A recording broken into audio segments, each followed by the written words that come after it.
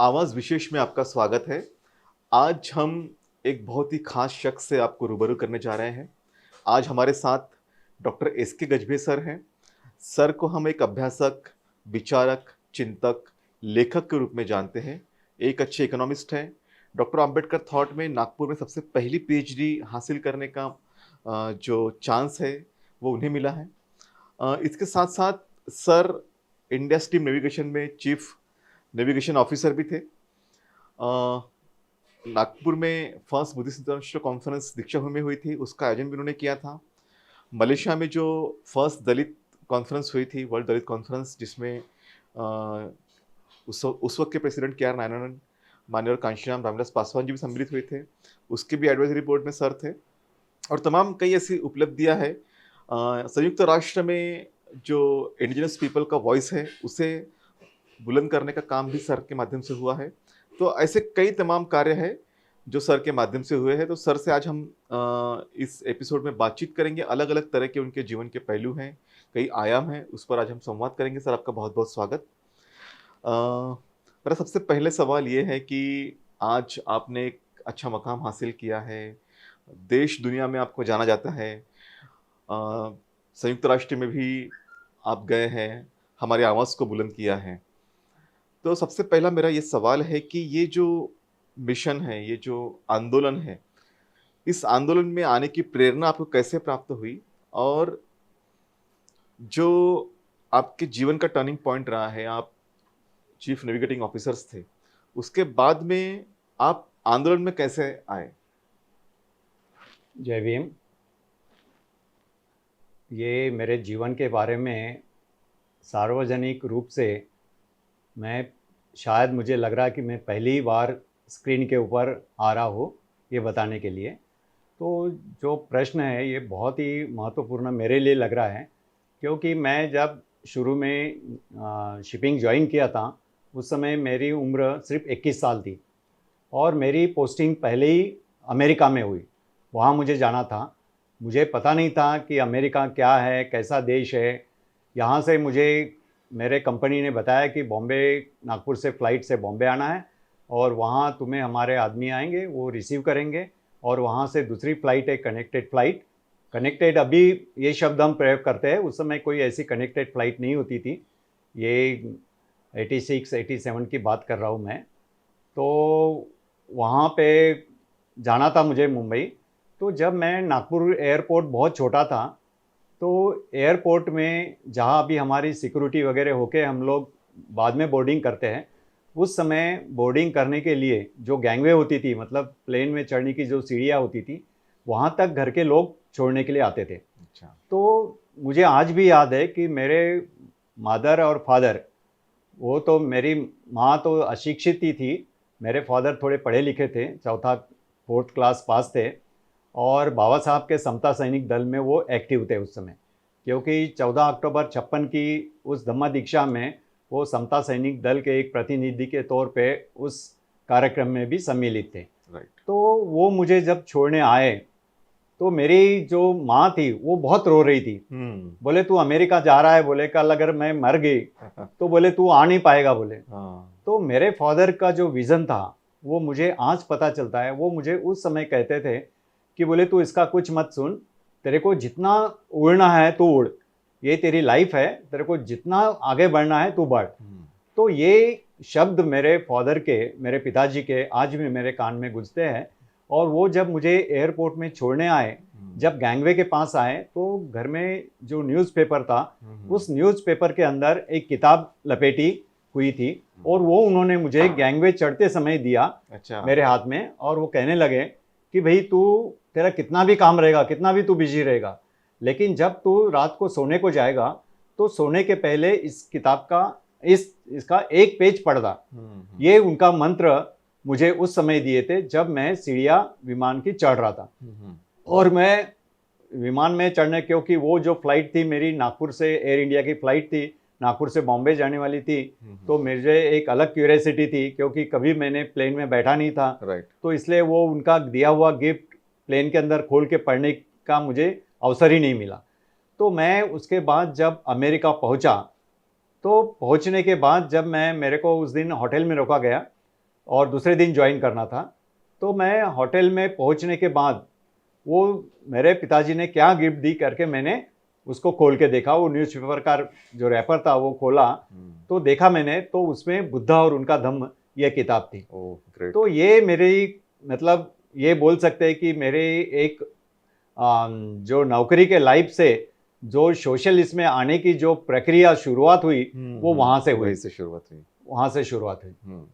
तो जब आप ज्वाइन हुए हैं नेवी में और आप चीफ नेविगेशन ऑफिसर के रूप में आपने अपनी सेवाएं प्रदान की, तो जब मैं बाबा साहब के कुछ खत पढ़ रहा था जब कि वो जब लंदन जा रहे थे मुंबई से, तो सुएज कैनल के बारे में कुछ जिक्र आता है और उसका बहुत अच्छे से विस्तार से वर्णन भी किया है। तो आप भी उसी रास्ते से गुजरे थे, तो वो आपने कैसा कंपाइल किया उस सुएज कैनल को? क्योंकि आप जब अम्बेडकर थॉट में पढ़ाते थे तो आप इसको बहुत अच्छी तरीके से समझाते थे। तो देखो ये बहुत अच्छी चीज़ है, क्योंकि बाबा साहब ने सुएज कैनल, क्योंकि उस समय प्लेन से जाना आना नहीं होता था, इसलिए राउंड टेबल कॉन्फ्रेंस के अंदर उस इसमें अधिवेशन में जब बाबा साहब गए, तो बाबा साहब को भी बॉम्बे से जाने के लिए कोई डायरेक्ट पैसेंजर शिप में वो ट्रैवल नहीं किए उन्होंने, क्योंकि पैसेंजर शिप उस समय महंगी होती थी।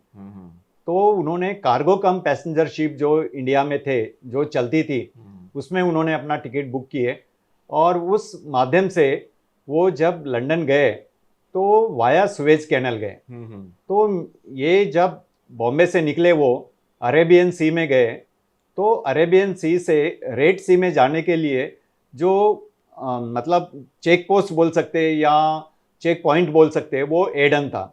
एडन ये अभी एक स्वतंत्र देश है, लेकिन उस समय वो रशिया के अंतर्गत आता था, रशिया का कब्जा था।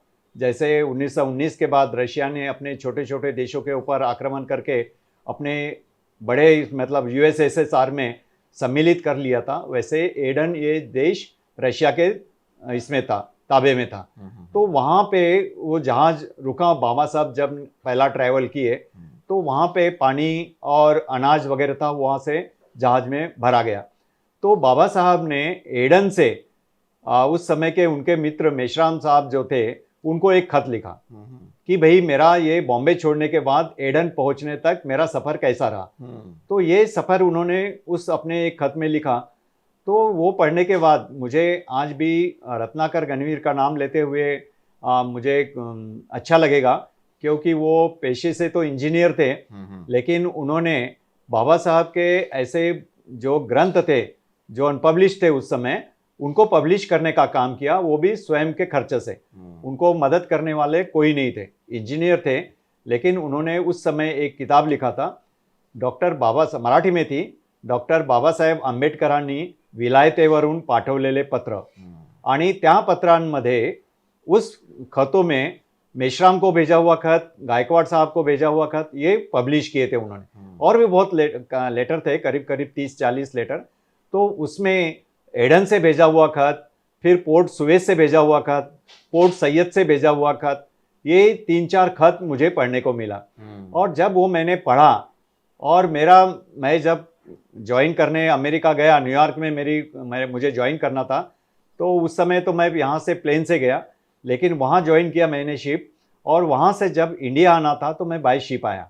तो बाय शिप जब मैं वापस आया तो आते समय अटलांटिक ओशियन से जब मैं जिब्राल्टर क्रॉस करके मेडिटेरियन सी में आया, मतलब जिसको हम भूमध्य सागर बोलते हैं, और उससे सुएज कैनल की ओर जब आया तो पोर्ट सैयद जो एक पोर्ट था वहाँ पे हमारे जहाज ने एंकरिंग किया था।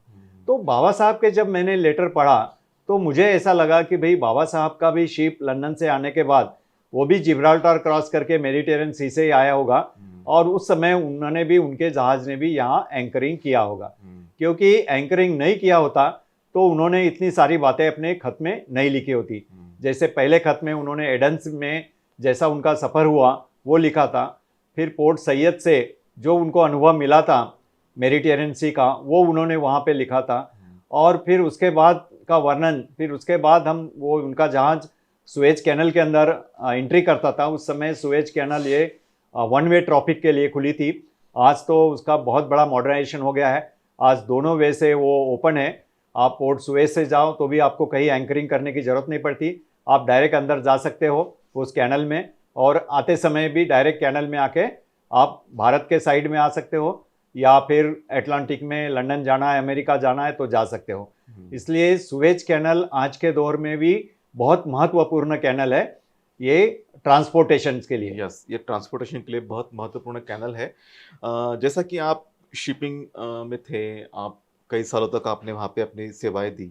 उसके बाद सामाजिक आंदोलन में आने का किस तरह से ये मोड़ हुआ आपकी ज़िंदगी में? क्योंकि आपने जैसा कहा कि बुद्धा निज़म्मा पढ़ते-पढ़ते आपकी शुरुआत हुई। तो फिर उसके बाद जब सामाजिक आंदोलन की तरफ आने का जब आपके मन में आया, तो वो क्या वजह थी आने की? देखो, ये एक तो मैंने बताया कि बुद्धा और उनका धम्म से मेरे मत परिवर्तन में एक चालना मुझे मिल गई थी। थोड़ा थोड़ा मेरा मन परिवर्तित होते जा रहा था। और फिर मैंने बाद में सोचा कि मैं शिपिंग में रह के सिर्फ पैसा ही कमा सकता हूँ। मेरे कोई कांटेक्ट नहीं थे, कोई कम्युनिकेशन नहीं थे। जब मैं छुट्टी में आता था तो मेरे घर के बाजू के लोग मुझे जानते नहीं थे, कोई सोशल में मुझे पहचानता नहीं था। तो फिर मैंने ये सोचा कि क्या मैं सिर्फ पैसे कमाने के लिए शिपिंग में गया क्या? मैं तो पैसा तो कमा लिया हूँ मैं, तो और भी कमाने के लिए मैं कितना मेरा मतलब जीवन का आयुष्य में यहाँ पे मेरी लाइफ में यहाँ बर्बाद करूंगा। ऐसा मुझे ख्याल आया। तो मैंने मेरी नौकरी छोड़ने का एक विचार मेरे मन में आया। तो नौकरी छोड़ने का जब विचार आया तो मैंने ये विचार मेरे वाइफ के साथ शेयर किया। अच्छा। तो मैं उसको मेरे वाइफ को इसलिए धन्यवाद दूंगा क्योंकि मेरे फैमिली के सभी लोग मेरे नौकरी छोड़ने के विरोध में थे। अच्छा, ओके। कोई नहीं बोल रहे थे कि भाई इतनी बड़ी नौकरी है तुम छोड़ो करके। लेकिन मेरे वाइफ ने मुझे बोला कि बोले तुम छोड़ना चाहते तो छोड़ दो, हम लोग यहाँ कुछ भी करेंगे और हम अपना पेट भर सकते हैं। तो ये उसके जो सपोर्टिंग सिस्टम मेरे साथ में थी वो आज भी मेरे साथ में खड़ी है। क्या बात है। तो उसके बाद मैंने जब पूरी तरह डिसीजन ले लिया छोड़ने का, तो उस समय नागपुर यूनिवर्सिटी के अंबेडकर थॉट्स डिपार्टमेंट में डॉक्टर एम.आर. शामकोर करके ये हेड ऑफ द डिपार्टमेंट थे। तो ये मुझे एक फंक्शन में मिले। तो वो मुझे कहने लगे कि मैंने सुना हूँ कि तू नौकरी छोड़ने जा रहा है। तो पहले तो उन्होंने कहा क्यों छोड़ रहा तू नौकरी, क्योंकि बड़े मुश्किल से ये नौकरी मिली है और यहाँ अपने लोग बहुत कम है इस लाइन में, और तेरे को मिली हुई है अच्छी नौकरी है तो मत छोड़। तो मैंने उनको बताया कि मैं नौकरी तो ठीक है नहीं छोड़ूंगा, लेकिन जिंदगी के मरने तक ही पैसा कमाऊंगा क्या, और फिर मैं सोशल लाइफ में कब आऊंगा, और मुझे सोशल लाइफ में आना है। तो फिर उन्होंने मुझे एक सजेशन दिया, ठीक है अगर तेरी इच्छा है नौकरी छोड़ने की तो कई अच्छी जगह जो तेरा पैसा तेरे पास है वो इन्वेस्ट कर और तू अंबेडकर थॉट्स डिपार्टमेंट में एडमिशन ले ले। तो मैं उनको, आज भी वो मेरे गुरु थे, मेरे पीएचडी के गाइड भी वो थे, और मैं उनको गुरु इसलिए मानता हूँ कि वो नागपुर यूनिवर्सिटी के अंदर इकोनॉमिक्स पढ़ाते थे। पहले डॉक्टर अंबेडकर कॉलेज में थे, क्योंकि मेरा भी बीएससी पार्ट 1 तक डॉक्टर अंबेडकर कॉलेज में ही एजुकेशन हुआ। अच्छा। तो वहाँ उनकी मुलाकात मेरी हुई थी, और उसके बाद जब मैं नौकरी छोड़ने की बात की उस समय उनकी जब मुलाकात हुई तो उन्होंने मुझे बोला कि तू अंबेडकर थॉट्स ज्वाइन कर ले, यहाँ से तेरे को एक नया मोड़ मिल जाएगा। राइट। और इस अंबेडकर थॉट्स से तेरे को बाबा साहब पढ़ने का एक चांस मिलेगा, उनको समझने का चांस मिलेगा। और मैंने नौकरी छोड़ दिया। मेरा जो पैसा था उस पैसे के माध्यम से मैंने एक बुक शॉप मैंने चालू किया। वो इसलिए शुरू किया था कि बाबा साहब का और बुद्धिज्म का ये लिटरेचर अगर मैं यहाँ मेरे बुक शॉप के माध्यम से मैं अगर सेल करता हूँ तो मैं समाज के साथ जुड़ा रहूँगा, आंदोलन के साथ जुड़ा रहूँगा, और मुझे कुछ सोसाइटी के लिए कुछ करने का एक मौका मिल सकता है। इसलिए मैंने एसके पब्लिकेशन के नाम से एक यूनिट भी स्टार्ट कर लिया था। और जो रेडीमेड किताबें थी बाबा साहब के राइटिंग एंड स्पीचेस के वैल्यूम, फिर सेंट्रल गवर्नमेंट के अंबेडकर फाउंडेशन ने पब्लिश की हुई किताबें वो, और दिल्ली में बहुत से पब्लिशर्स थे जिन्होंने बाबा साहब के ऊपर किताबें पब्लिश की थी, वो किताबें मैंने मंगाना शुरू कर दिया। और मेरे पब्लिकेशंस की कुछ किताबें, ऐसा करके हमने बुक शॉप की निर्मित की है, और वहाँ से हमारा ये पड़ाव शुरू हो गया। तो अंबेडकर थॉट्स में मेरी 2 साल के बाद मुझे एमए की डिग्री मिली।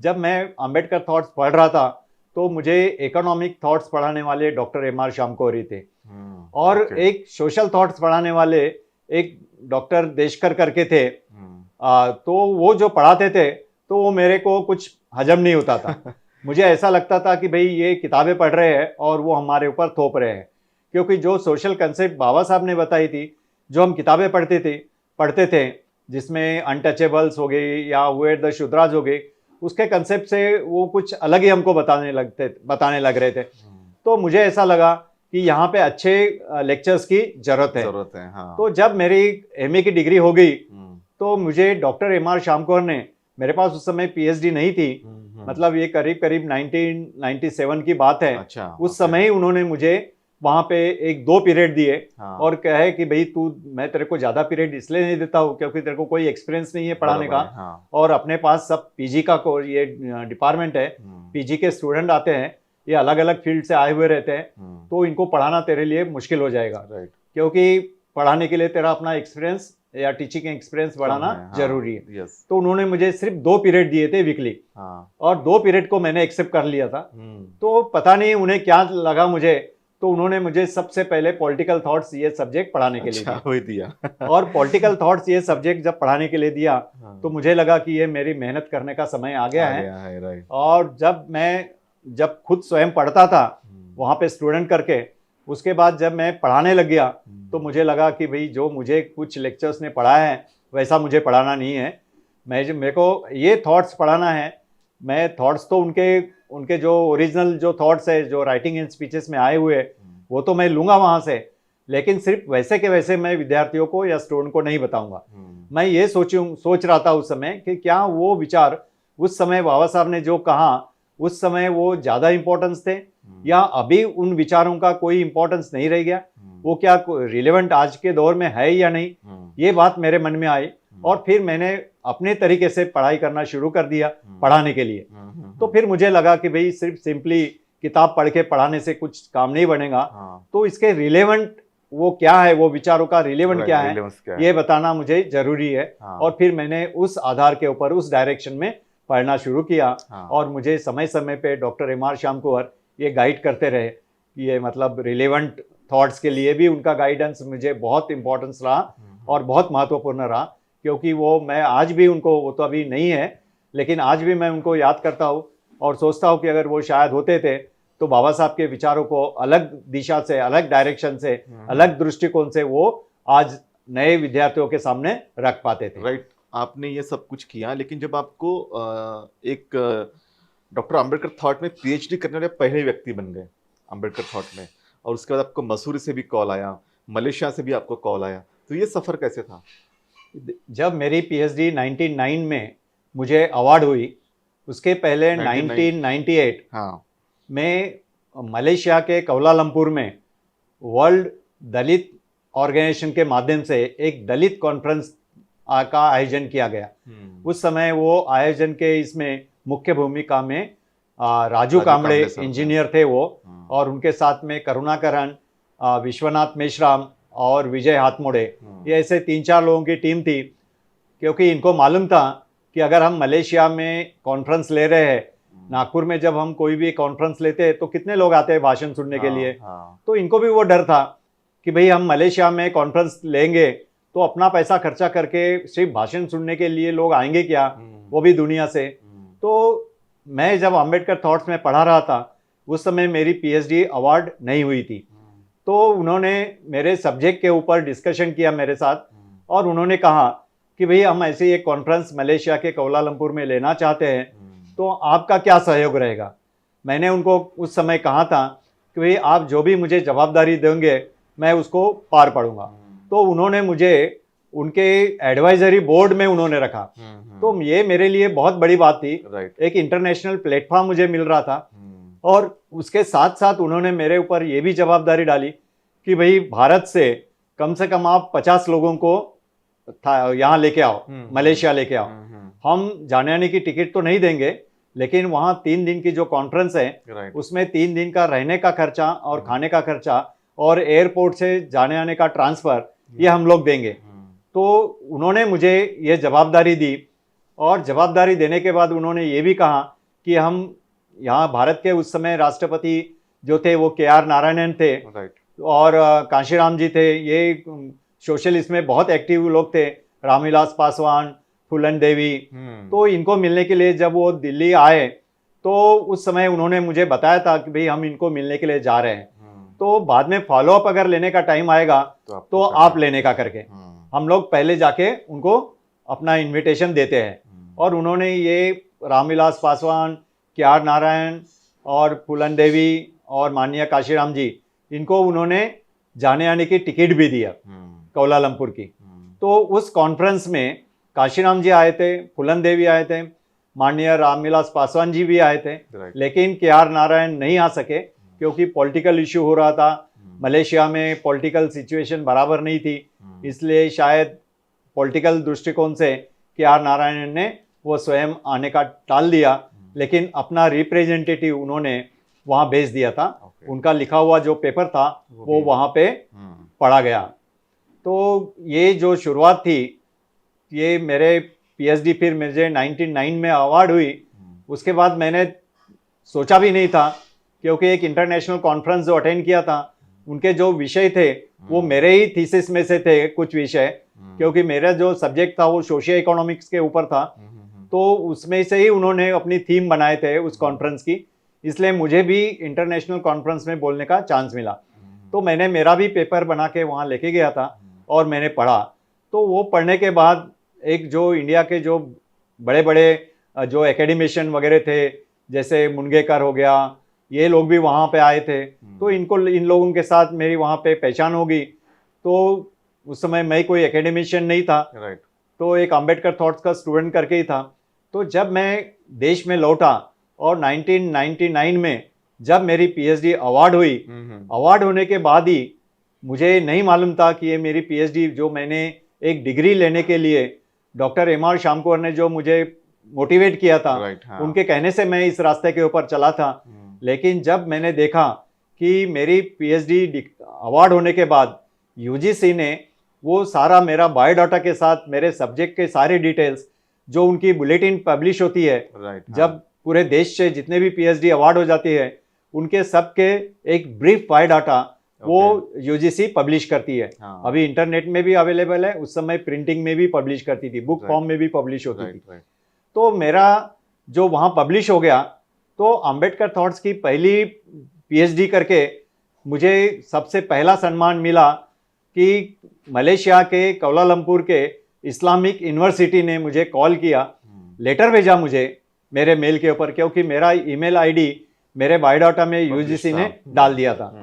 तो उस समय उन्होंने मुझे मेल के ऊपर मुझे ये ऑफर दिया कि भाई हमारे आपकी पीएचडी की आपके पास डिग्री है अंबेडकर थॉट्स में, और हमारे पास अंबेडकर चेयर में सोशल जस्टिस के ऊपर पढ़ाने के लिए कोई लेक्चर्स नहीं है, अगर आप आते हैं तो आपको हम सारी फैसिलिटीज देंगे।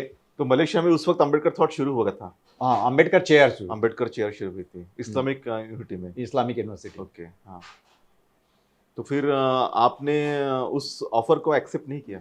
मैंने इसको पहले लेटर में तो मैंने एक्सेप्ट कर लिया था। अच्छा। क्योंकि मुझे बहुत खुशी हुई थी हाँ। कि एक इस्लामिक यूनिवर्सिटी में बाबा साहब के विचार पढ़ाने के लिए अगर मुझे बुला रहे हैं, हाँ। तो मैंने जाना चाहिए। राइट। तो इसके लिए मैंने एक्सेप्ट कर लिया। हाँ। लेकिन जब एक्सेप्ट करने के बाद जब उनका एग्रीमेंट आया, तो एग्रीमेंट में मैंने देखा कि वो पोस्ट परमानेंट पोस्ट थी। हाँ। और मैं आ नहीं सकता था बार बार, मुझे वही रहना था। हाँ। और मैं ये सोच के उनका ऑफर एक्सेप्ट किया था कि मैं जाऊंगा और वहाँ पे जो भी उनका कोर्स होगा तो मैं 3-4 महीने में ख़त्म कर दूंगा, और उसके बाद फिर मैं देश में आ सकता हूँ। हाँ। और अपने लोगों के बीच में मैं सामाजिक आंदोलन में सक्रिय रह सकता हूँ, जो मैं जिसके लिए मैंने अपनी नौकरी छोड़ा था। राइट।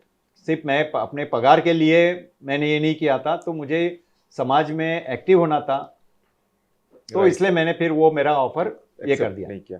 तो जब आप सामाजिक आंदोलन के लिए अपने आप को अपने एक समर्पण दे दिया था, त्याग कर दिया था, तो जब मुझे याद है कि आप भंते सुरई ससाई महाबोधि महाविहार का आंदोलन चला रहे थे और पूरा देशव्यापी आंदोलन हो गया था, और उस आंदोलन को आपने संयुक्त राष्ट्र में लेकर गए थे, भंते जी भी आपके साथ में आए थे। तो वो किस तरह से आपने वो पूरा वो जो एक वक्त था, उस वक्त में किस तरह से ये जो आंदोलन की गूंज संयुक्त राष्ट्र में आपने आवाज़ बुलंद की थी? देखो, मुझे याद है 2000 की बात है वो, जब भदंत आर्य नागार्जुन सुरई ससाई जी ने अपने महाबोधि महाविहार के मुक्ति के लिए जो आंदोलन की शुरुआत की थी, तो उस समय मैं उनके साथ साथ रहता था।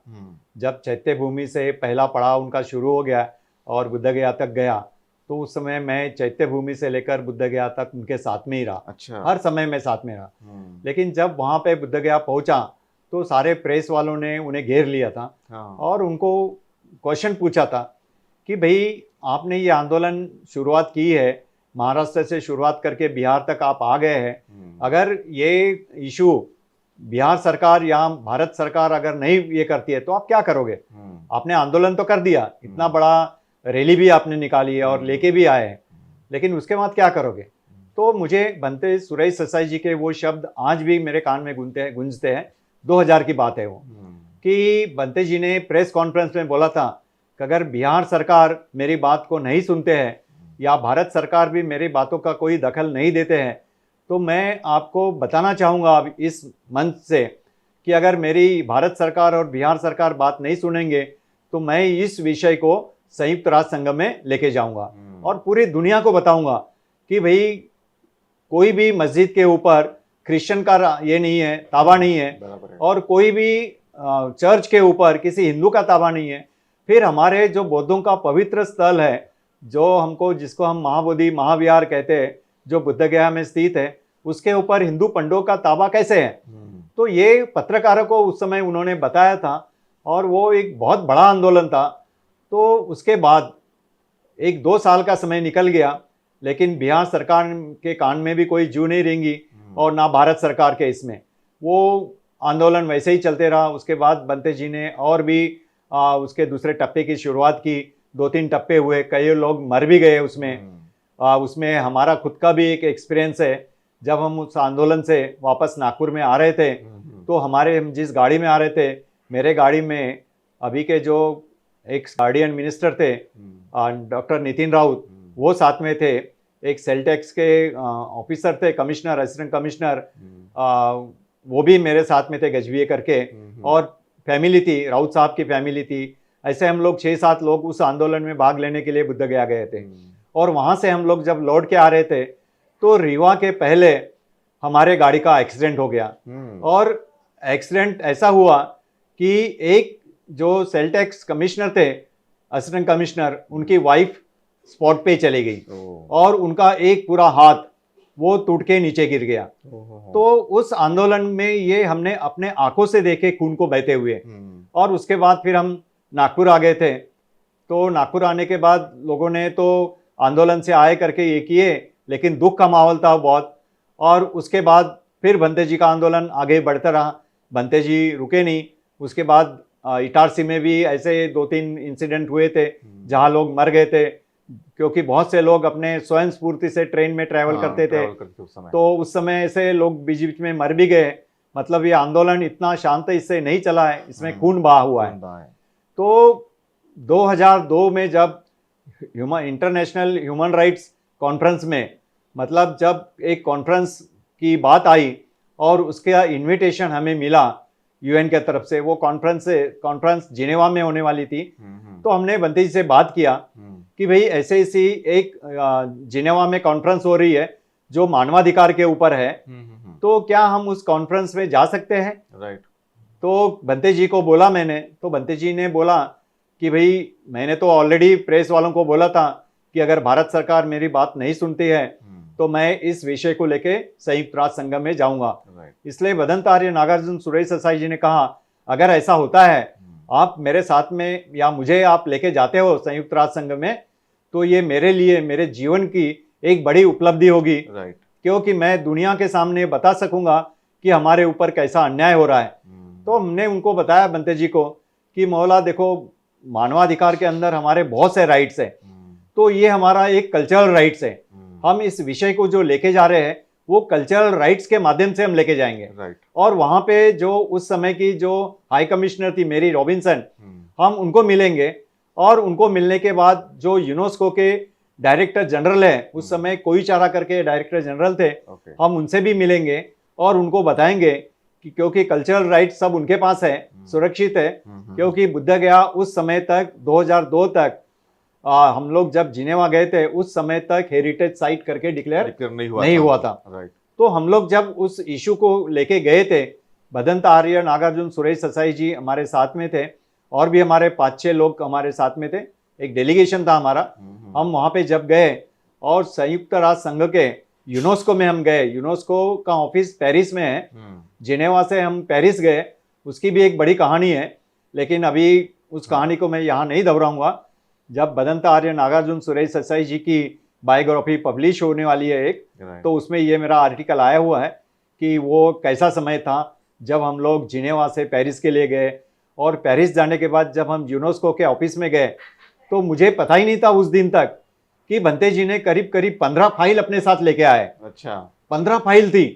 तो जब हम वो 15 फाइल लेके यूनेस्को के डायरेक्टर जनरल को मिले तो डायरेक्टर जनरल ने बंते जी के पैर छूके बोला कि जिस डॉक्यूमेंट्स के लिए हम बिहार सरकार को बार बार खत लिखते रहे, भारत सरकार को बार बार खत लिखते रहे कि हमें बुद्ध गया को हेरिटेज साइट में लाना है, लेकिन हमको डॉक्यूमेंट चाहिए उसके, तो हमको ना तो भारत सरकार ने हमको डॉक्यूमेंट्स दिया ना बिहार सरकार ने, लेकिन आपको हमने मांगा भी नहीं और बिना मांगे आपने हमको ये सब लाके दिया मटेरियल। तो डायरेक्टर जनरल एक बड़ी व्यक्ति थी, तो उन्होंने बंते जी के पांव छुए और बंते जी को बोला कि आप बहुत महान हो, आप ये इस विषय को लेके अंतर्राष्ट्रीय स्तर के ऊपर आए हो, ये तो बड़ी उपलब्धि है, लेकिन बुद्ध गया के बारे में जो एविडेंसेस आप साथ में लाए हैं ये भी कोई छोटी बात नहीं है। सही बात है, हाँ। क्योंकि ये डॉक्यूमेंट्स थे वो, हाँ। और उन्होंने वो डॉक्यूमेंट्स लेने के बाद मुझे कहते हुए खुशी हो रही है कि 2002 के हमारे यूनेस्को में और यूनाइटेड नेशन के जिनेवा में वहाँ से जब जाके आने के बाद वियना में 2002 के एंड में जब एक मानवाधिकार के ऊपर ही एक दूसरी कॉन्फ्रेंस हुई, तो उस कॉन्फ्रेंस के अंदर महाबोधि महाविहार को वर्ल्ड हेरिटेज साइट में लाया गया। ये बहुत तो ये हमारी बहुत बड़ी उपलब्धि थी। राइट। बहुत से लोग हमको कहते हैं कि भाई आपने रिलीजियस इसमें क्या कंट्रीब्यूशन रहा है, आप सिर्फ एट्रोसिटी के केसेस को ही हैंडल करते हैं। तो हम उनको ये बताते हैं कि भाई हम लोग सिर्फ मानवाधिकार के माध्यम से सिर्फ ह्यूमन राइट्स का ही नहीं लड़ रहे हैं। तो ह्यूमन राइट्स के अंदर जो कल्चरल राइट्स है, कल्चरल राइट्स के माध्यम से हमने महाबोधि महाविहार के विषय को अंतरराष्ट्रीय प्लेटफॉर्म के ऊपर लेके गए और उस माध्यम से महाबोधि महाविहार को वर्ल्ड हेरिटेज साइट का दर्जा भी मिला है। तो जैसा कि आपकी एक बहुत बड़ी उपलब्धि रही है कि यूनेस्को ने बोध गया के महाबोधि महाविहार को वर्ल्ड हेरिटेज साइट के रूप में घोषित कर दिया। आपने कई ऐसी जो एट्रोसिटीज के केसेस हैं वो भी संयुक्त राष्ट्र में आप लेकर गए हैं, और बाबा साहब डॉक्टर आम्बेडकर के विचारों का जागरण जो है आपने संयुक्त राष्ट्र में किया है। तो आपने जो वॉइस ऑफ इंडिजिनस पीपल करके एक जो फोरम जो एनजीओ बनाए थे और उसको रजिस्टर भी आपने किया, ये किस तरह से आप इस लड़ाई को वहाँ तक लेके गए? देखो, मुझे आज भी याद है क्योंकि बाबा साहब के जितने भी डॉक्यूमेंट्स हैं वो सब लिखित में हैं। हाँ। तो 1947 को हमारा देश आज़ाद हुआ, 15 अगस्त 1947 को। उसके बाद 1948 के दिसंबर महीने में संयुक्त राष्ट्र संघ ने डरबन में एक रेसिज्म के ऊपर एक कॉन्फ्रेंस का आयोजन किया था। राइट। तो उस कॉन्फ्रेंस की बात बाबा साहब को पता चली। तो बाबा साहब तो उस समय भारत देश के लॉ मिनिस्टर थे। हाँ। तो बॉम्बे के, मुझे आज भी याद है, उसमें लेटर में लिखा हुआ है कि बाबा साहब कहते हैं कि बॉम्बे के दादर स्थित अंबेडकर भवन में, जिसको अभी हम अंबेडकर भवन कहते हैं, उस समय वो उसका नाम था शेड्यूल कास्ट इम्प्रूवमेंट ट्रस्ट। अच्छा, okay. Schedule caste improvement trust की जो जगह बाबा साहब ने वहाँ खरीदी थी वो उनकी अपनी ओन थी। तो उस जगह के ऊपर एक महिला का एक सम्मेलन था, छोटा सा, बहुत बड़ा नहीं था, चाहे 400-500 महिला होंगी। उस महिला के सम्मेलन में बाबा साहब कहते हुए मैं मतलब उनके इसमें से ही पढ़ा हूँ, वो रेफरेंस मुझे मिला है। तो वो कहते हैं कि मैंने पूरा मेरा जीवन भारत से जाति व्यवस्था नष्ट करने के लिए खत्म किया है। राइट। मतलब पूरा लड़ा है मैंने। राइट। लेकिन मैंने देखा कि ये अभी तक ये पूरा नहीं हुआ है। मुझे शायद उतना यश मिला नहीं मिला, लेकिन मैं आप लोगों को ये बता देना चाहता हूँ कि ये लड़ाई हमको तो इस देश के अंदर लड़ना ही लड़ना है। लेकिन इसके बाद भी मैं आपको कुछ चीज़ें बताता हूँ कि अगर यह देश आपकी लड़ाई को अगर सही मायने में स्वीकार नहीं करता है और आपको जस्टिस देने की कोशिश नहीं करता है, न्याय नहीं देता है, तो मैं आज आपको ये बता देना चाहता हूँ कि आप अपना एक एनजीओ का एक फोरम बना सकते हो। एक एनजीओ बना सकते हो और एनजीओ के माध्यम से आप संयुक्त राष्ट्र संघ में जा सकते हो, क्योंकि संयुक्त राष्ट्र संघ में इक्वलिटी को बहुत महत्व है। राइट। क्योंकि वहां पे ऐसा नहीं है कि सिर्फ सरकार की बात सुनी जाती है, हाँ। वहां एनजीओ की बात भी सुनी जाती है। राइट। बहुत से बार हम देखते हैं, जैसे देश के अंदर देखते हैं कि भाई जो सत्ता में रहते हैं उनकी बात को सुनी जाती है, अपोजिशन को सुना नहीं जाता है। बराबर है। लेकिन संयुक्त राष्ट्र संघ में डेमोक्रेटिक सिस्टम काम करती है, हाँ। लोकशाही पूरी तरह इंप्लीमेंट होती है। हाँ। तो वहां पे जैसे सरकार की बात सुनी जाती है, वैसे एनजीओ की बात भी सुनी जाती है। इसलिए मैं आप लोगों को ये बता देना चाहता हूँ कि अगर यह देश आपकी बात नहीं सुनता है तो आप अपना एक एनजीओ बनाओ और एनजीओ बना के आप संयुक्त राष्ट्र संघ में जाओ। राइट। और अपने जो प्रश्न है उसको छुड़ाने के लिए वहां कोशिश करो, न्याय मिलाने के लिए वहां कोशिश करो। तो ये बाबा साहब के जो सेंटेंस थे ये आज भी मेरे दिमाग में उतनी, मतलब जैसे उन्होंने उस समय बोला होगा वैसे ही मेरे कंप्यूटर के जैसे मेरे इसमें फिट हो गए हैं। तो मैंने देखा कि जब 48 में दरबन में रेसिज्म के ऊपर एक परिषद का आयोजन किया गया था, तो बाबा साहब फिर से बॉम्बे में ही अपने एक सभा में वो कहते हैं कि मैं अभी तो लॉ मिनिस्टर हूँ, कानून मंत्री हूँ, भारत सरकार का एक डेलीगेशन दरबन में जाएगा। अच्छा। तो उस दरबन में अगर भारत सरकार के डेलीगेशन में मुझे जाने का मौका मिलता है तो मैं जाने के बाद, दरबन जाने के बाद पूरी दुनिया के सामने ये बात कहूंगा कि अगर रेसिज्म के ऊपर आप दुनिया के सामने चर्चा करते हो तो रेसिज्म से ज्यादा खतरनाक कास्टिज्म है। हाँ। तो फिर कास्टिज्म के ऊपर चर्चा क्यों नहीं? बराबर है। तो ये मैं वहां पे अपनी बात रखूंगा और जाति व्यवस्था के ऊपर, अंतरराष्ट्रीय स्तर के ऊपर बात करने के लिए मैं दरबन को कहूंगा। ये 1948 की बात है। अच्छा। ये मुझे रेफरेंस मिला है, उस समय का बॉम्बे से एक प्रकाशित होता था गरुड़ झेप नाम का एक पेपर। हाँ। तो वो पेपर की कॉपी आज भी मेरे पास सुरक्षित है। ओह, ग्रेट। तो मैंने उस पेपर को पढ़ा और फिर मुझे लगा कि भाई ये तो रास्ता बाबा साहब ने दिखाया। हाँ। तो जब हम 2002 में बनते ससाई जी को लेके हम कल्चरल राइट्स को ये करने के लिए, हमारे अधिकार का लड़ाई करने के लिए हम जब गए थे संयुक्त राष्ट्र संघ में, तो संयुक्त राष्ट्र संघ में जाने के बाद प्रैक्टिकल जो एक्सपीरियंस हमको मिला वहां पे कि भाई यहाँ पे अगर हम कास्ट बेस्ड डिस्क्रिमिनेशन की बात करते हैं तो यहाँ इंटरनेशनल जो कम्युनिटी है वो हमको इतनी सपोर्ट नहीं करती है। सही बात है। क्योंकि हमने देखा है कि उसके बाद जब नागपुर में, आप सब लोगों को याद होगा कि खैर लांजी का इशू आया। खैर लांजी का इशू भी हम संयुक्त राष्ट्र संघ में लेके गए थे। लेकिन उसके ऊपर इंटरनेशनल कम्युनिटी ने इतना सपोर्ट नहीं किया हमको। वो कहते थे कि ये भाई तुम्हारा इंटरनल मामला है देश का, तुमको ये अपने देश में ही सॉल्व करना पड़ेगा।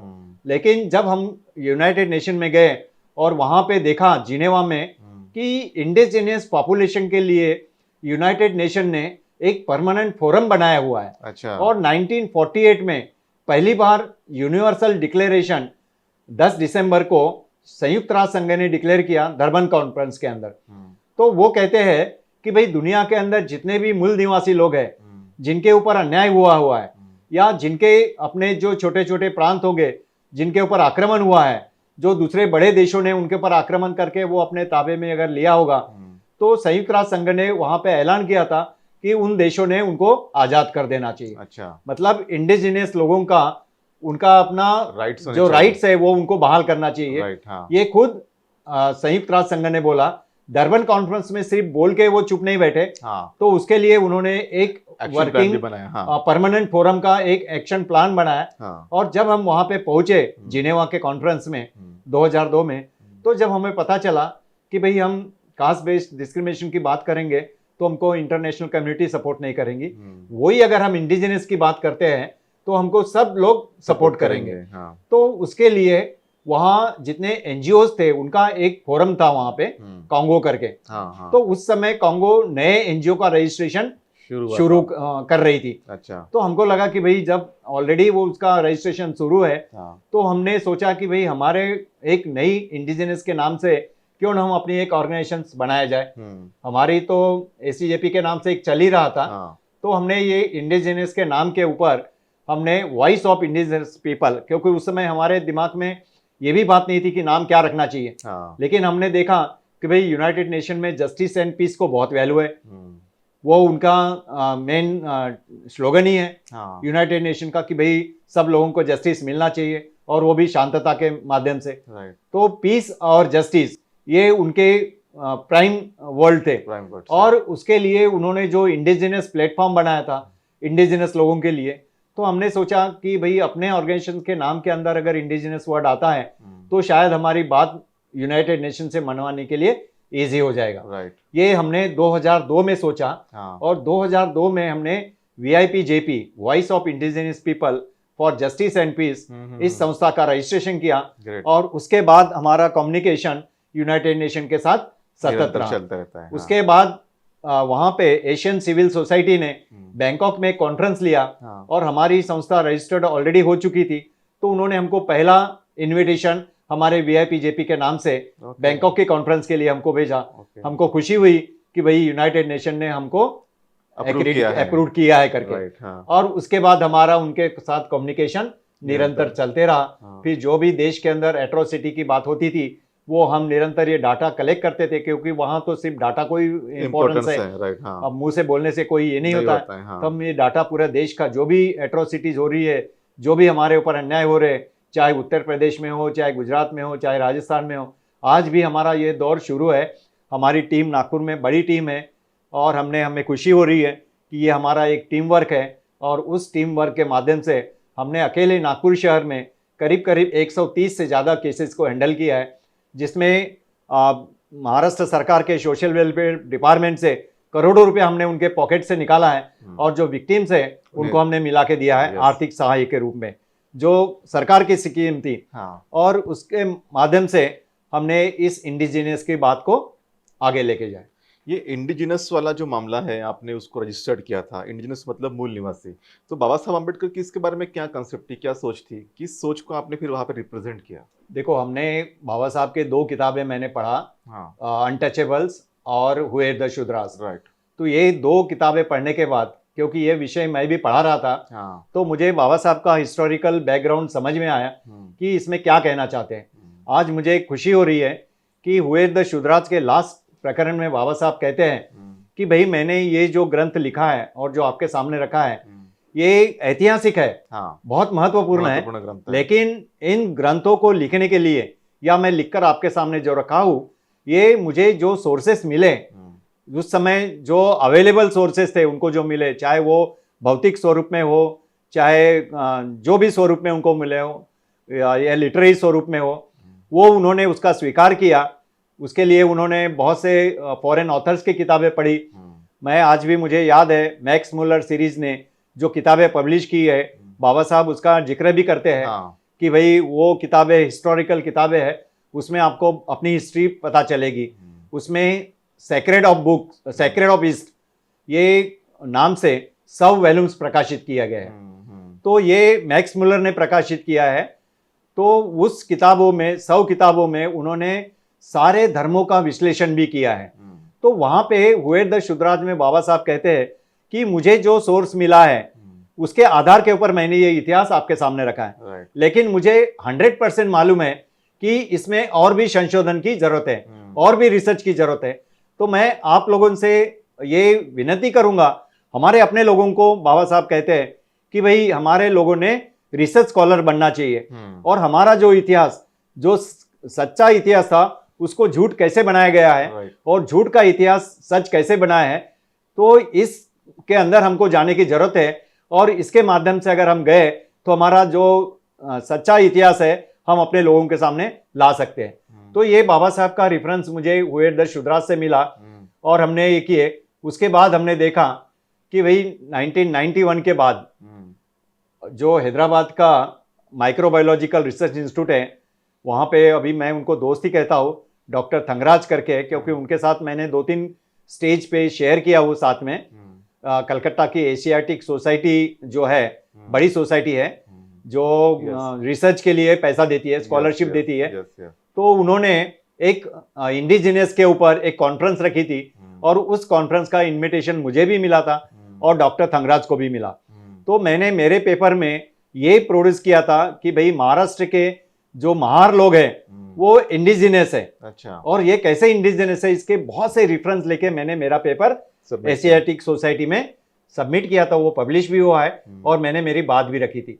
तो वहाँ डॉक्टर थंगराज से जब मेरी मुलाकात हुई तो डॉक्टर थंगराज ने अपना जो पेपर वहाँ पे सबमिट किया था उनके पेपर से मुझे और बातें पता चली।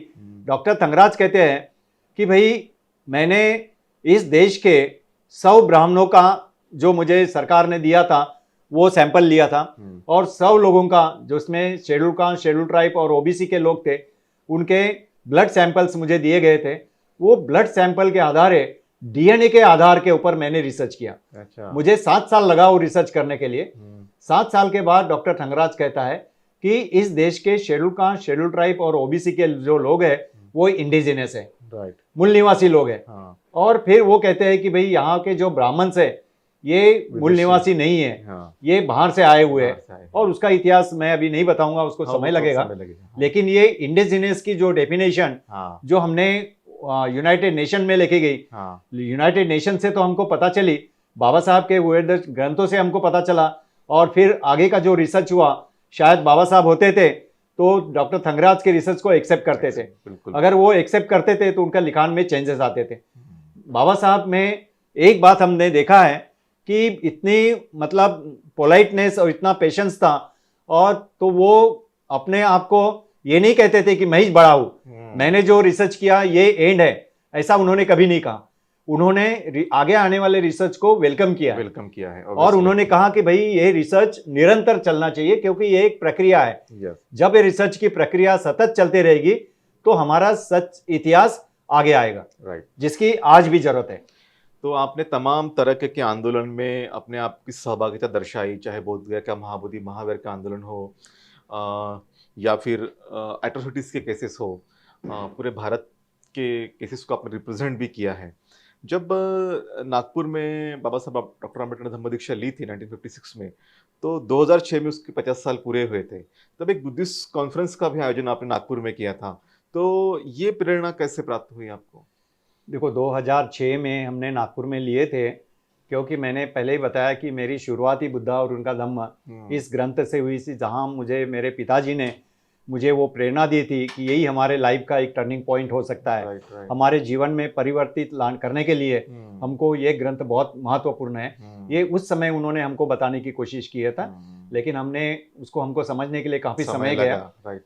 लेकिन जब समझ में आया तो फिर हमको लगा कि भाई हमारा जो समाज आज बिखरा हुआ है, इसको अगर एक जगह लाने का है तो धम्म के सिवाय पर्याय नहीं है। हाँ। और इसके मैं इंटरनेशनल लेवल में जब घुमा हूँ, यूनाइटेड नेशंस गया, तो 2006 में आपने जो बात कही कि भाई हमने नागपुर के दीक्षा भूमि में भी एक बुद्धिस्ट कॉन्फ्रेंस का आयोजन किया था, लेकिन उसके पहले मैं यूनेस्को में भी गया था। हाँ। तो यूनेस्को में 2006 में यूनेस्को ने खुद से एक वर्ल्ड बुद्धिस्ट कॉन्फ्रेंस का आयोजन किया था। तो उस वर्ल्ड बुद्धिस्ट कॉन्फ्रेंस के अंदर उन्होंने तमाम बुद्धिस्ट स्कॉलर्स को बुलाया था। बुद्धिस्ट स्कॉलर्स को बुलाए थे, बड़े बड़े देशों के जो बुद्धिस्ट देश थे उनके प्रधानमंत्री को बुलाया गया था, थाईलैंड के राजा को भी बुलाया गया था। तो वहाँ एक क्वेश्चन प्रेस वालों ने थाईलैंड के राजा को पूछा था, जिसका नाम, राजा का नाम था भूमिबोल। उनको एक क्वेश्चन पूछा गया था कि भाई दूसरे महायुद्ध के अंदर थाईलैंड पूरी तरह बर्बाद हो चुका था, फिर इतने कम समय में थाईलैंड डेवलपिंग कंट्रीज के बराबर में कैसे दौड़ रहा है? हाँ। इतनी प्रगति कैसे किया है थाईलैंड ने इतने कम समय में? तो राजा का एक जवाब मुझे आज भी मुझे मतलब मोटिवेट करते रहता है। राजा कहता है कि थाईलैंड में अगर मेरे देश में बुद्धिज्म नहीं होता था तो शायद मुझे ये पॉसिबल नहीं होता था। राइट। तो उसका एग्जाम्पल देते हुए वो कहते हैं कि द्वितीय महायुद्ध के बाद मेरा देश पूरी तरह बर्बाद हो गया था। पुरुष बहुत से मर गए थे, क्योंकि हम देखते हैं जापान ने भी आक्रमण किया था दूसरे महायुद्ध में।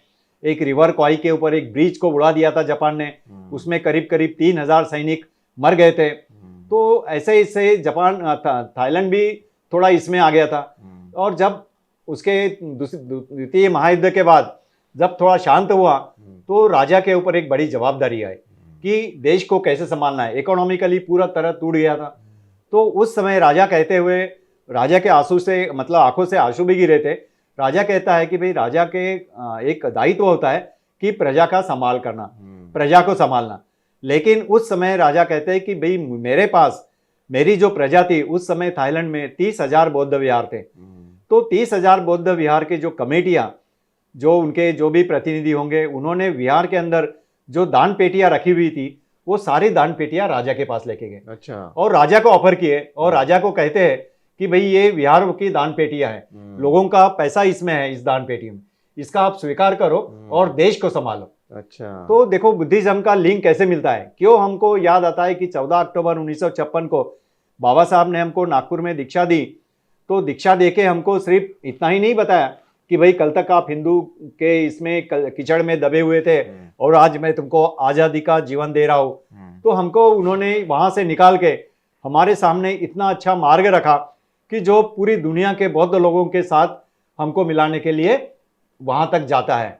तो उस मार्ग के ऊपर जाते हुए हमने देखा तो हमको लगा कि भाई बाबा साहब ने अगर 14 अक्टूबर 1956 को यह धम्म दीक्षा नागपुर में न की होती तो हमारे जीवन में एक परिवर्तन नहीं आता था, शायद मेरे भी जीवन में नहीं आ सकता था। क्योंकि मुझे जो अच्छी नौकरी मिली, मेरे पिताजी जो थे जिन्होंने मुझे बुद्धा और उनका धम्म की किताब दिए थे, तो उनके मन के ऊपर भी वो प्रभाव पड़ा था। आज भी एक बात बताना चाहूंगा, अगर 1 मिनट का समय है तो, कि मुझे खुशी होती है कि उस धम्म दीक्षा में मेरे पिताजी उपलब्ध थे। मैं तो बहुत छोटा था, तो मेरे पिताजी ने वहां पे आज जैसे दीक्षा भूमि में बहुत से स्टॉल लगते हैं मूर्तियों के, उस समय में भी स्टॉल लगे हुए थे। लेकिन सब नीचे में थे, जमीन के ऊपर। और मूर्तियां जो थी आज के जैसे ब्रास की मूर्तियां बेचने के लिए नहीं थी, तो प्लास्टर ऑफ पेरिस की मूर्तियां उस समय वहां बेचने के लिए थी। तो मेरे पिताजी ने उनके पास जो भी उनकी क्षमता होंगी, 5 रुपया 10 रुपया जो भी होगा, उन्होंने करीब करीब 50 मूर्तियां खरीदे थे। अच्छा। ये मेरे पिताजी का जो एक उदाहरण है, ये मैं छोटा था लेकिन मैंने अपने आंखों से देखा उनको, कि उस समय इतना भी छोटा नहीं था कि क्या चल रहा तो समझ में नहीं आ रहा था। तो उन्होंने वो मूर्तियां घर में लाने के बाद, छोटी छोटी मूर्तियां थी भगवान बुद्ध की, प्लास्टर ऑफ पेरिस थी, तो उन्होंने एक रिक्शा किराए से लिया। अच्छा। और वो रिक्शा के अंदर वो मूर्तियां रखा इसी लश्करी बाग में। और वो रिक्शा बस्ती में घुमाने लग गए। अच्छा। और कहने लगे कि भाई आपके घर के जो हिंदू की देवी देवता जो है वो मुझे दे दो, और ये मैं मूर्ति फ्री में दे रहा हूँ, ये ले लो। क्या बात है। तो ये देखो, ये एक रिलेवेंट उदाहरण मेरे लिए है, क्योंकि उस समय मेरे पिताजी ने जिसकी शुरुआत की थी वो प्लास्टर ऑफ पेरिस की मूर्तियां थी। और उस समय बहुत से लोग मेरे पिताजी को बोल रहे थे, अरे तू क्या कर रहा है, ये सब मूर्ति जो देवी देवता है तेरे को झूमेंगी और तेरे को ये करेंगी, तू मत कहे ऐसा काम कर। तो मेरे फादर बोलते थे कि वो जो भी कुछ होगा मुझे होगा, तुमको कुछ नहीं होगा ना, तुमको तो मैं मूर्ति फ्री में दे रहा हूँ, लेकिन बाबा साहब ने बताया हुआ मार्ग का स्वीकार करो, आपका कल्याण होगा। ये एक संदेश बाबा साहब का मेरे पिताजी लोगों को देते थे। और उन्होंने वो 50 मूर्तियां इस लश्करी बाग में बांट दिए। और उसके बाद जो भी देवी देवता के उनको जो कुछ मिला है वो नागपुर के ही उत्तर नागपुर के चमार नाला में ले जाके फेंक दिया। तो ये मैं इसलिए एग्जाम्पल दिया कि आज मैं दुनिया घूम रहा हूँ, बहुत से बौद्ध राष्ट्रों के साथ मेरे बहुत अच्छे संबंध हो गए, और उसी संबंध के माध्यम से थाईलैंड के वहाँ के जो लोग हैं, जो दानदाता है, उनके साथ भी मेरे बहुत अच्छे संबंध हो गए। और आज मैंने वहाँ जो हमारी महा उपासिका है, जिसको अभी हम बोल सकते हैं कि वो अरहंत है, तो उन्होंने मुझे 2006 में ही करीब करीब 200 मूर्तियाँ दिए थे। हालांकि मैंने उनको एक मूर्ति की बात कही थी कि मुझे एक विहार के लोगों ने बोला था कि भाई हमारे लिए तू इधर विदेशों में जाते रहता है, तो हमारे विहार के लिए एक मूर्ति ला के दे दे। तो मैंने उस समय मदर को बोला था कि मेरे कुछ लोगों ने बोला है कि एक मूर्ति चाहिए डोनेशन में। लेकिन 2006 में जब सब तरफ पूरा महोत्सव चल रहा था पूरे दुनिया के अंदर, तो उस समय मदर को भी लगा कि भाई अपन ने बुद्धिज्म में क्या कंट्रीब्यूशन होना चाहिए अपना। तो उन्होंने अपने जो लोग, एक उनकी भी टीम वर्क है, उन्होंने उनके पास सारी उपासिकाएं हैं, उनको सबको बुलाया और उनके सामने वो प्रस्ताव रखा कि भाई अपन क्या कर सकते हैं। ये 2006 का साल था। तो कुछ लोगों ने अपने अपने सजेशंस दिए। तो उसमें से एक सजेशन आया कि भाई भारत देश में अभी तो बुद्धिज्म आ गया है, लेकिन बहुत से विहारों में मूर्तियां नहीं है। भारत देश में बहुत से जगह नहीं है, तो हम लोग क्या भगवान बुद्ध की अच्छी मूर्तियां बना के डोनेट कर सकते। मदर को वो ख्याल बहुत अच्छा लगा। और जिस मदर को मैंने एक मूर्ति की बात कही थी, वो जब श्रावस्ती में आए थाईलैंड से, तो उन्होंने एक दिन मुझे फोन करके बोला कि हम आपके लिए 11 मूर्तियां दे रहे हैं। अच्छा। जिसको मैंने एक मूर्ति मांगा था, उन्होंने मुझे 11 मूर्ति का ऑफर दिया। तो उन्होंने बोला कि इस दिन ये कार्यक्रम रखा है, या हम ऑफरिंग का कार्यक्रम है श्रावस्ती में, आप आ जाओ। तो मैं उस कार्यक्रम को अटेंड करने के लिए नागपुर से निकला। मेरे साथ में 8-10 लोग थे। तो हमने यहाँ से एक गाड़ी कर लिए थे और गाड़ी से हम लोग जा रहे थे। तो गाड़ी से जैसे जैसे आगे बढ़ रहे थे, वैसे वैसे बीच बीच में मदर का फोन आता था जो जिन्होंने मुझे शुरुआत में 11 मूर्ति की बात कही थी, वो मुझे बाद में बोलते हैं कि भाई ये मूर्तियाँ 31 है। वहां पहुंचते पहुंचते 150 मूर्तियां हो गई। अच्छा। जो ऑलरेडी वहां पे रखी हुई थी हाँ। श्रावस्ती में, और वहां पे मुझे आगे बुला के एक पूजा अर्चना की गई और वो सारी मूर्तियों का एक मुझे ऑफर में दिया गया। और उन्होंने कहा कि भाई विहार होना चाहिए जहाँ पे लोगों का आना जाना रहना चाहिए, ऐसा नहीं कि भाई कहीं पे भी अपन दे रहे। तो बहुत ज़्यादा क्राइटेरिया नहीं दिया था, लेकिन ये जरूर कहा था कि भाई कहीं पे भी जगह में उसका मिसयूज नहीं होना चाहिए। ये भगवान बुद्ध की मूर्ति है, भगवान बुद्ध दुनिया के सबसे श्रेष्ठ पुरुष है, ये मदर ने मुझे कहा था, उनका अपमान नहीं होना चाहिए। तो इस मूर्ति को आप जहाँ पे भी दोगे तो वो जगह को देख लेना। तो उसके बाद वो 150 मूर्तियाँ नागपुर आई और उसके बाद मुझे वो 150 मूर्तियाँ डिस्ट्रीब्यूट करने के लिए 1 साल का समय लगा। अच्छा। तो मैंने वो समय दिया मेरा, 1 साल का समय दिया। बहुत से नागपुर के विहारों में, करीब करीब नागपुर के ही विहारों में नहीं, नागपुर जिले में मैंने मूर्तियां प्रदान किया। और वो मूर्तियों का सिलसिला अभी भी चल रहा है और अभी भी मूर्तियां डोनेशन में देने का काम मैं कर रहा हूँ। तो मेरे फादर का जो शुरुआत की हुई जो काम की जो मैंने वो मुझे जो मिला था चालना, मुझे ऐसा लगता कि वो एक रिलेवेंट था जो उन्होंने शुरुआत की थी, मैं और उनको आगे बढ़ा था। सिर्फ ये फर्क है कि उन्होंने प्लास्टर ऑफ पेरिस की छोटी छोटी मूर्तियां दी थी, आज मैं 5-5, 6-6 की फीट की मूर्तियां दे रहा हूँ। मुझे खुशी हो रही। तो वो जो कॉन्फ्रेंस आपने ऑर्गेनाइज की थी, कौन से देश के लोग उस समय आए थे? उस समय ज़्यादा यहाँ पे जो आए थे नागपुर में तो ज़्यादा नहीं थे, थाईलैंड के थे, म्यांमार के थे और श्रीलंका के थे। अच्छा। ऐसे 3-4 देशों के लोग थे। बाद में वो जो लोग आए भी थे, वो बुद्ध गया में जो मॉनेस्ट्री में रहते उनके देश के, वहाँ से वो लोग इधर आए थे। अच्छा। क्योंकि उनके देश में बुलाने के लिए उनको जाने का खर्चा देना इस कमेटी को पॉसिबल नहीं था। इसलिए हमने बुद्ध गया के उन मॉनेस्ट्री के साथ कांटेक्ट किया जहाँ पे उनकी मॉनेस्ट्री थी और वहाँ से वो लोग आए थे। और फिर हमारे अपने जो बुद्धिस्ट स्कॉलर थे वो भी लोग यहाँ आए थे और उन्होंने अपनी अपनी बात वहाँ रखी थी कि बुद्धिज्म के डेवलपमेंट के लिए हमने क्या करना चाहिए करेंगे। बुद्धिज्म के लिए आपने अपना काफ़ी समय दिया, काफ़ी बुद्धिस्ट नेशंस में आप गए, वहाँ पे अच्छे रिलेशंस भी आपके डेवलप हो गए। और जहाँ तक मुझे याद है कि नागपुर से पहली बार जब जो बुद्धिस्ट नेशंस का टूर था वो भी सबसे पहले आपने ही शुरुआत की थी कि नागपुर के लोगों को थाईलैंड दिखाना, मलेशिया दिखाना, भूटान दिखाना, सिंगापुर दिखाना है, जो भी श्रीलंका है, इस तरह का आपने एक प्रयास शुरू किए थे। आज काफ़ी लोग अब लोग जा रहे हैं नागपुर से या फिर महाराष्ट्र से, विदर्भ से, पूरे भारत से भी लोग जा रहे हैं। तो ये कैसे शुरुआत हुई थी आपकी? देखो, उसके पहले मैं शिपिंग में था तो दुनिया घूम रहा था। और फिर घूमते घूमते फिर जब मैं सोशल इसमें आया, सोशल आंदोलन से जुड़ा और यूनाइटेड नेशन में गया तो वहाँ और भी लोगों से मेरी मुलाकातें हुई। जब मैंने वहाँ देखा यूनाइटेड नेशंस में कि वहाँ 10-10, 15-15 लोगों का डेलीगेशन आ रहा है और वो अपने देश से एक टूर ऑर्गेनाइज करके आ रहे हैं।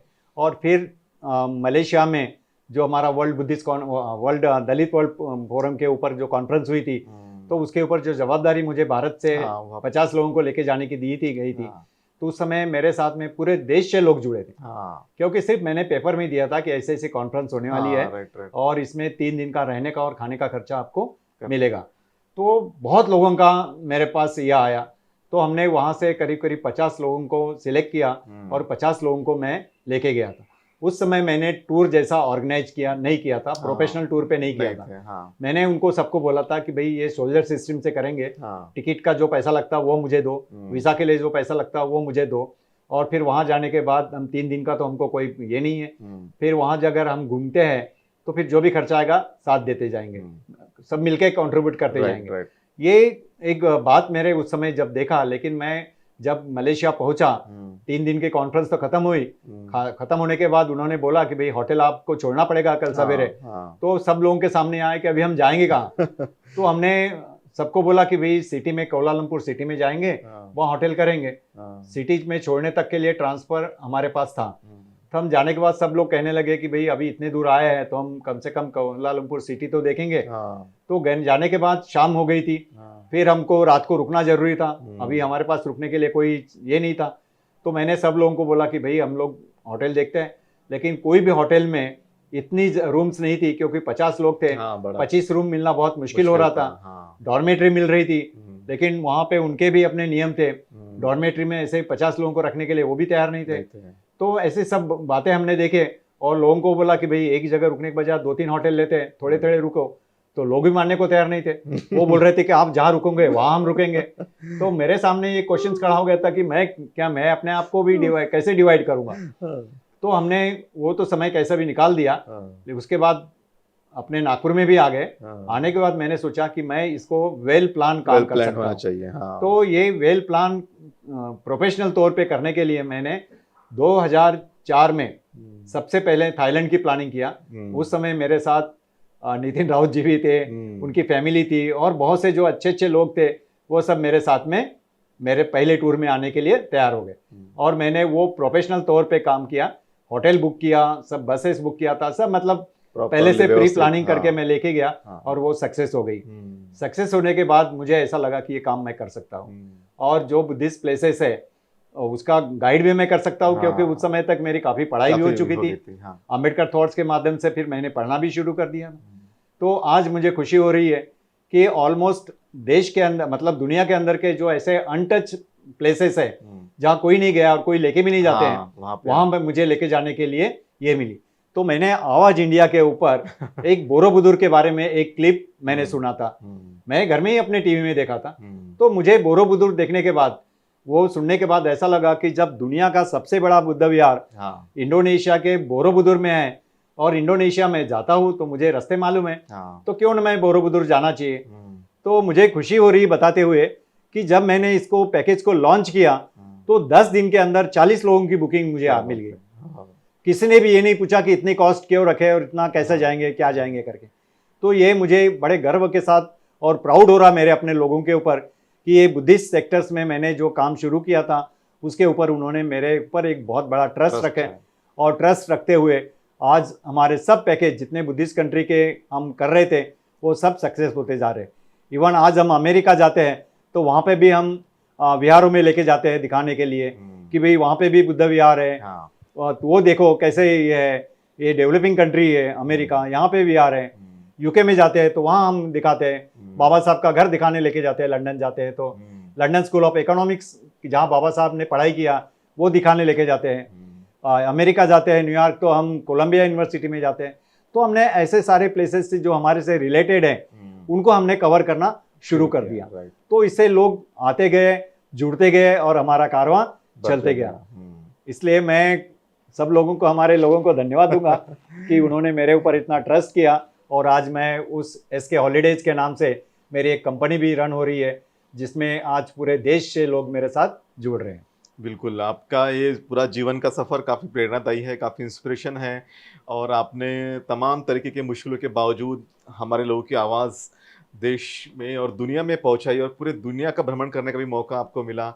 एट्रोसिटीज़ की बात हो या बुद्धिज़्म की बात हो, आपने हर सेगमेंट को आपने टच किया है। तो आने वाले दिनों में क्या विजन लेके चल रहे हैं कि किस तरह से, और जो आपकी एक आयु बची है उसमें क्या करना चाहते हैं? कोरोना के बाद तो हमने ये सीख लिया है कि अभी हमारे पास जो भी लाइफ है ये सब बोनस लाइफ है करके, और इस बोनस लाइफ को हम सोसाइटी के लिए जितने अच्छे से यूटिलाइज कर सकते हैं हमने करना चाहिए। हमारे टीम वर्क में एक एडवोकेट किशोर कामड़े है जो बॉम्बे में रहते हैं, जो हमारे संस्था के जनरल सेक्रेटरी है। नागपुर में हमारी जो टीम है जिसमें रजनीश मेश्राम हमारे वर्किंग प्रेसिडेंट है, एडवोकेट कृष्णा दुबे जी है। हमारा जो वर्क है जस्टिस एंड पीस ही हमारे इसमें नाम है हमारे संस्था के अंदर। तो ये सब लीगल बेस के ऊपर है। तो हम हमारा काम हम इनलीगल तरीके से नहीं करना चाहते, लीगल वे से करना चाहते हैं। सिर्फ ये काम करते करते न्याय तो मिला के दे रहे हैं हम लोग अपने लोगों को, लेकिन लोगों के बीच में हम जाते हुए हम ये भी कहना चाहते हैं कि भाई आपको कार्यकर्ता बनना होगा, आपको जागरूक होना पड़ेगा, आपको थोड़ी पढ़ाई भी करनी पड़ेगी। क्यों कि समय इतना खराब आ गया, आज देश की हालत बहुत खराब है और हमारे ऊपर जब अन्याय होता है तो हम पुलिस स्टेशन में जाके हमारी एफआईआर बराबर लिख नहीं सकते हैं। तो ये जो एफआईआर लिखने से छोटी छोटी बात से है, ये बातें हम अपने लोगों को कैसे सिखाएं, कैसे उनको बताएं, इसके लिए हमने वर्कशॉप लेना शुरू कर दिया है। वर्कशॉप के लेने के लिए हमको बाल्टी सपोर्ट कर रही है, नागपुर का सोशल वेलफेयर डिपार्टमेंट हमको सपोर्ट कर रहा है कि वो कहते हैं कि भाई आपने ये नागपुर तक मत सीमित रखो, पूरे महाराष्ट्र में हम चलो मिलके काम करेंगे। तो जो सरकार का काम है, जो एट्रोसिटी के माध्यम से जाति व्यवस्था को खत्म करने के लिए सरकार बोलती है कि भाई हम आगे आ रहे हैं, लेकिन कितना परसेंटेज वो इम्प्लीमेंट कर रही है, इसके लिए हम सरकार को कहते हैं कि भाई आपसे ये काम पूरा नहीं होगा, हमको कुछ जवाबदारी दे दो, हम इस काम को पूरा करेंगे। और उसके लिए हम अपनी टीम को, हमारे लोगों को हमेशा ये बोलते हैं कि भाई आप कार्यकर्ता बनो, आप कार्यकर्ता बनो, मतलब हमारे साथ में आके हमारे पीछे पीछे मत घूमो। तो जागरूक बनो, जागरूक कार्यकर्ता बनो। जो बाबा साहब ने हमको कॉन्स्टिट्यूशन के माध्यम से जो कानून हमको दिया है, वो कानून की पढ़ाई करो। आज हमारे बीच में वकीलों की टीम नहीं है, वकीलों की फौज नहीं है। तो हमको ऐसा लगता है कि अभी हमको इस साल हमने सोचा है हमारे पूरी टीम ने कि भाई हम हमारे सोसाइटी के 10 लड़कों को सिलेक्ट करेंगे जिनका ग्रेजुएशन हुआ है और जिनको लॉ करने के लिए हम फाइनेंस देंगे, ताकि वो लड़के 3 साल की डिग्री लेके आए और समाज का काम करने के लिए पूरी तरह सक्षम हो, लीगली वे से। क्योंकि अच्छे वकील नहीं है हमारे पास। आज हमारे पास नॉलेज है, लेकिन इंप्लीमेंट करने के लिए, कोर्ट में जाने के लिए मैं काला कोट पहन के नहीं जा सकता हूँ, क्योंकि मेरे पास सनद नहीं है, लॉ की डिग्री नहीं है। लेकिन जो हमारे स्टूडेंट है, हमारे विद्यार्थी रहेंगे जिनके पास लॉ की डिग्री रहेगी, ये मैं उनको देश के अंदर ही हमारे लोगों को काम करने के लिए नहीं बता रहा हूँ, तो उनको हम ये भी बताते हैं कि भाई संयुक्त राष्ट्र संघ में भी जो यंग लॉयर्स हैं उनके लिए बहुत बड़ी स्कीम्स है। वो उनको ट्रेनिंग प्रोग्राम देती है, 6 महीने का ट्रेनिंग प्रोग्राम्स है यंग लॉयर्स के लिए। उनकी एडवर्टाइज आती है, उनकी ट्रेनिंग जिनेवा में होती है और 6 महीने की ट्रेनिंग होने के बाद वो खुद उनके तरफ से अलग अलग देशों में भेजते हैं। तो वो जब संयुक्त राष्ट्र संघ को अटेंड करके, रिप्रेजेंट करके दूसरे देशों में जाते हैं, तो एक प्रकार के वो स्टेट गेट्स होते हैं। उनको बहुत सम्मान मिलता है, पैसा तो मिलता ही है, उनको स्टाइपेंड भी देती है संयुक्त राष्ट्र संघ, लेकिन स्कॉलरशिप के माध्यम से जो उनको स्टाइपेंड मिलता है, लेकिन उससे ज्यादा जो सम्मान मिलता है वो हमारे ये नए बच्चों को हम बताना चाहते हैं कि भैया पैसे से ये सम्मान खरीदा नहीं जा सकता है। सही बात है। तो आप सोसाइटी में काम करते हुए अपने समाज की भी सेवा करो और आपका आत्मसम्मान भी करो। जो डिग्निटी की बात बाबा साहब ने कही थी, हम उसी डिग्निटी को, उसी रास्तों को हम लेके आगे बढ़ रहे हैं और यही संदेश हम हमारे युवा लोगों को, आने वाली जनरेशन को देना चाहते हैं। जी, आने वाले जनरेशन्स को भी ये संदेश देना चाहते हैं और उनके लिए एक, जैसे सर ने कहा कि कुछ बच्चों को एडप्ट करके उनके सपोर्ट भी करेंगे और संयुक्त राष्ट्र तक कैसे पहुंचा जा सकता है, कैसे उस माध्यम से भी अपनी आवाज़ को देश और दुनिया में ले जा सकते हैं, इसके बारे में भी सर ने हमें जानकारी दी। सर, आज का ये आपके साथ का जो हमारा इंटरव्यू रहा, काफ़ी मुझे ऐसा लगता है कि काफ़ी उत्साहवर्धक है और आपने जो संघर्ष किया है अपने लाइफ में, जिस तरह से आप अपनी सेवाएँ समाज के लिए दी है और आपने अपनी नौकरी को छोड़कर अपना समय सोसाइटी के लिए दिया है, बुद्धिज़्म के लिए दिया है, एट्रोसिटीज़ को दूर करने के लिए दिया है, तो आप धन्यवाद के पात्र हैं। आप हमारे बीच में आए, हमसे बातें किए और अपने सारे जो अनुभव थे वो साझा किए और मुझे ऐसा लगता है कि आपके इंटरव्यू से काफ़ी लोग प्रेरित भी होंगे और अपने आप को समाज सेवा के लिए समर्पित भी करेंगे। इसी आशा के साथ आपसे विदा लेते हैं। धन्यवाद। जय भीम।